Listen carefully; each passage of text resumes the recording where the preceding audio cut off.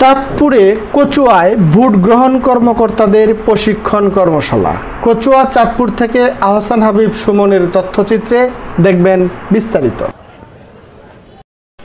8টা থেকে 10টা, 8টা থেকে 12টা সেন্টার নিয়ে যাবেন, আপনারা চার্জে দিয়ে রাখবেন এবং চেক করবেন যে সঠিক চার্জ হয়েছে।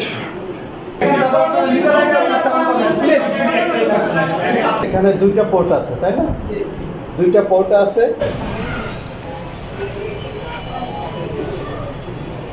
এরকম সবগুলো রুমের প্রদত্ত ভোটের সংখ্যা গুণে সেই পিন এবং পাসওয়ার্ড এই কপট ব্যবহার একেবারে ভ্রান্ত, একেবারে ভুল আশঙ্কা।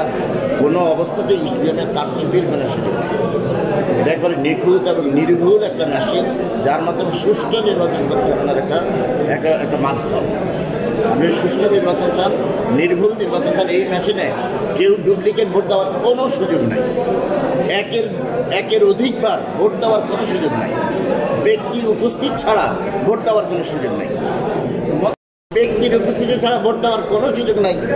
তাহলে ভোটার যারা আসবে তারাই তো ভোট দেবে।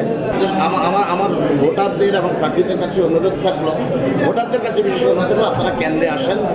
যে ইলেকট্রনিক ভোটিং মেশিনে নির্বাচন হবে, আপনার ভোট আপনিই দিতে পারবেন, অন্য কেউ আপনার ভোট দেওয়ার কোনো সুযোগ থাকবে না এবং আপনার পছন্দের প্রতীকে ভোট দিতে পারবেন।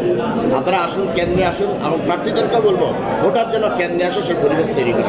অবশ্যই রিটার্নিং অফিসার, এটা তার উপর আইনি দায়িত্ব, তিনি রেজাল্ট টাঙ্গিয়ে আসবেন এবং ঘোষণা দিয়ে আসবেন।